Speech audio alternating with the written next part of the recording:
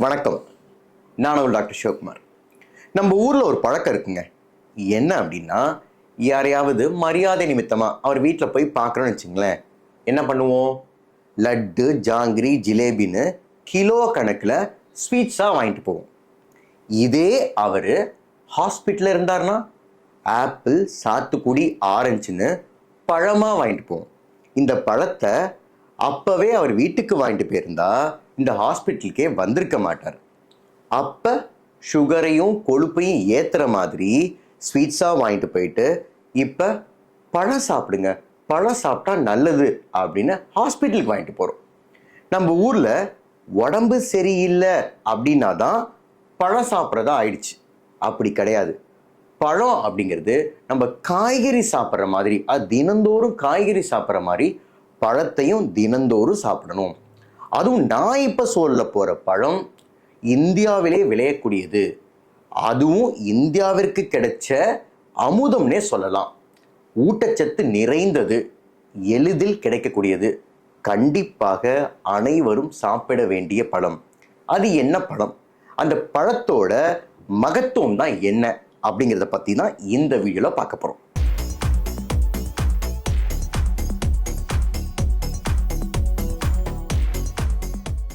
பழம் ஏன் தினந்தோறும் நாம் எடுத்துக்கணும்?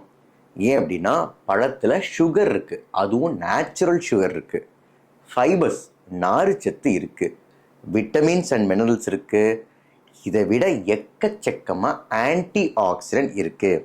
அதனால் பழம் என்பது நமக்கு இயற்கையாகவே கிடைக்கக்கூடிய ஒரு ஹெல்த்தியான ஃபாஸ்ட் ஃபுட்னே சொல்லலாம்.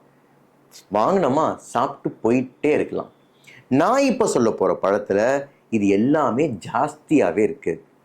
அவ்வளோ பில்டப் கொடுக்குற அளவுக்கு அந்த பழத்தில் என்ன தான் சார் இருக்குது அப்படின்னு கேட்டிங்க அப்படின்னா, விட்டமின் சி அப்படின்னா உங்களுக்கு என்ன ஞாபகம் வரும்? ஆரஞ்சு. ஆரஞ்சில் இருக்கிற விட்டமின் சியை விட இங்கே 4 மடங்கு ஜாஸ்தியாக விட்டமின் சி இருக்குது. சரி, ஃபைபர்ஸ் அப்படின்னா பப்பாளி ஒரு நல்ல ஒரு உதாரணம்.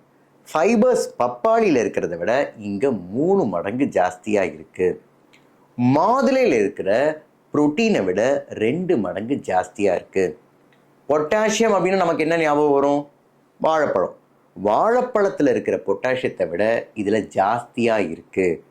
லைகோபீன் அப்படிங்கிறது ஒரு பவர்ஃபுல்லான ஆன்டி ஆக்சிடென்ட். லைகோபீன் அப்படின்னா நமக்கு எல்லாத்துக்கும் தெரியும், தக்காளியில் ஜாஸ்தியாக இருக்குது அப்படின்னு. தக்காளிங்கிறது பழந்தாங்க, தக்காளியில் ஜாஸ்தியாக இருக்குன்னு. தக்காளியில் இருக்கிற லைகோபீனை விட இதில் 2 மடங்கு ஜாஸ்தியாக இருக்குது. அப்படி என்ன பழம் அப்படின்னா ஒன்றும் கிடையாதுங்க.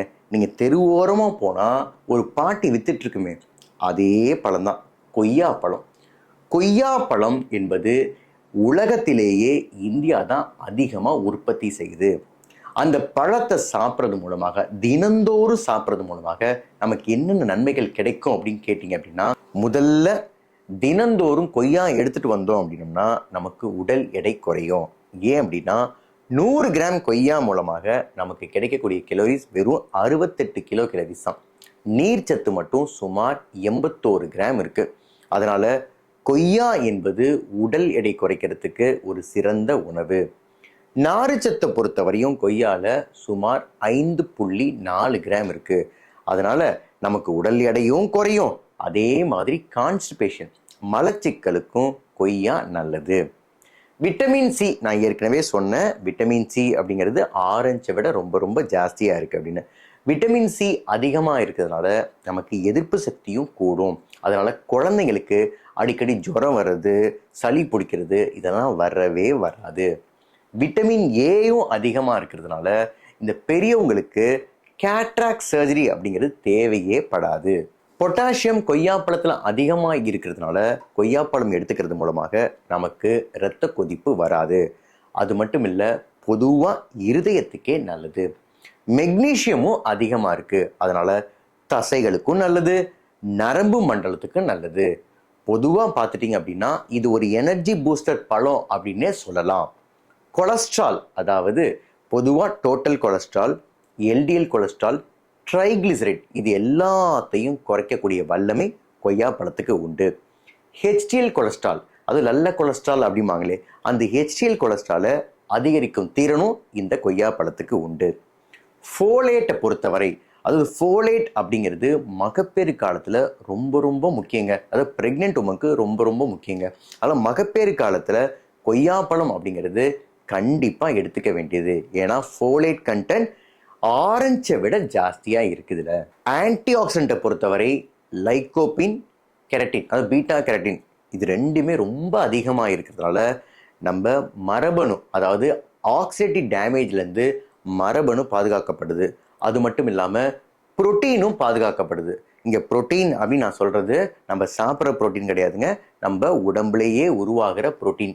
இந்த புரோட்டீன் எல்லாம் சேர்ந்து தான் நம்ம மரபணு உருவாகிறதுக்கு ரொம்ப தேவையாக இருக்குது. அந்த புரோட்டீனையும் பாதுகாக்கக்கூடியது இந்த ஆன்டி ஆக்சிடென்ட். இது எல்லாமே இந்த கொய்யாவில் ஜாஸ்தியாக இருக்குது. சரி சார், சர்க்கரை நோய் உள்ளவங்க இந்த கொய்யா சாப்பிட்லாமா அப்படின்னு கேட்டால் தாராளமாக சாப்பிட்லாம். ஆனால் கொஞ்சம் காயாக சாப்பிட்டா நல்லது. பழமாக எடுத்துக்கிட்டிங்க அப்படின்னா அதோடைய கிளைசிமிக் இண்டெக்ஸ் வேல்யூ அதிகரிக்கும். அதனால் பழமாக எடுத்துக்கிறத விட காயாக சாப்பிட்டீங்க அப்படின்னா ரொம்ப ரொம்ப நல்லது. கொய்யா பழத்தோட நன்மைகள் ஒரு பக்கம் இருந்தாலும் இந்த கொய்யா இலையில என்னதாண்டா இருக்குன்னு ரிசர்ச் பண்ண போய் கிடைச்ச பதில் என்ன தெரியுமா? எக்கச்சக்க நன்மைகள் பழத்தை விட இலையில ஜாஸ்தியா இருக்கு அப்படின்னு கண்டுபிடிச்சிருக்காங்க. ஆன்டி பாக்டீரியல், ஆன்டி இன்ஃப்ளமேட்டரி அப்படின்னு ஆரம்பிச்சு ஆன்டி கேன்சர் எஃபெக்ட் வரையும் இந்த கொய்யா இலைக்கு உண்டு. அதனால இப்போ இந்த கொய்யா இலையிலேருந்து டீ, மவுத் வாஷ் அப்படின்னு ரொம்ப காமனாக வர ஆரம்பிச்சது. இப்போ நமக்கு ஆன்டி ஆக்சிடென்ட் அப்படின்னா என்ன டீ ஞாபகம் வரும்? க்ரீன் டீ அப்படின்னு ஞாபகம் வரும். இன்னும் கொஞ்ச நாளில் இந்த க்ரீன் டீயை இந்த கொய்யா இலை டீ ரீப்ளேஸ் பண்ணிடும் அப்படின்னு நினைக்கிறேங்க. ஏன்னா அது ஒரு சீப்பர் ஆப்ஷனாக தான் அமையும். ஏன்னா இந்தியா தான் அதிகமாக கொய்யா உற்பத்தி செய்யுது. சரி, இந்த மவுத் வாஷை பொறுத்தவரை என்ன அப்படின்னா வீட்டிலேயே கொய்யா இலை மவுத் வாஷ் பண்ணலாங்க. எப்படி பண்ணலாம் அப்படின்னா ஒன்றும் இல்லைங்க, சிம்பிளுங்க. அதாவது நல்ல தண்ணியை கொதிக்க வச்சுக்கணும். 5-6 கொய்யா இலையை, அதாவது பிஞ்சு இலையை அதில் பிச்சு போட்டுக்கணும். 10 நிமிஷம் கொதிக்க வச்சோம் அப்படின்னம்னா இந்த இலையில இருக்கிற சாறு எல்லாம் இந்த தண்ணியில் இறங்கிடும். ஆற வைங்க, வடிகட்டுனுங்க. சூப்பரான இயற்கையான மவுத் வாஷ் ரெடி. இதை எடுத்துக்கிறது மூலமாக, அதாவது வாய்க்குப்பிளிக்கிறது மூலமாக நமக்கு என்ன நன்மை கிடைக்கும் அப்படின்னம்னா இந்த ஈரலிருந்து இரத்த கசிவு, ஈறு வீக்கம், அது மட்டும் இல்லாமல் வாய் துர்நாற்றம், இது எல்லாமே நிறுத்தப்படும். அதனால நமக்கு இயற்கையாகவே ஒரு மவுத் வாஷ் வீட்லேயே ரெடி.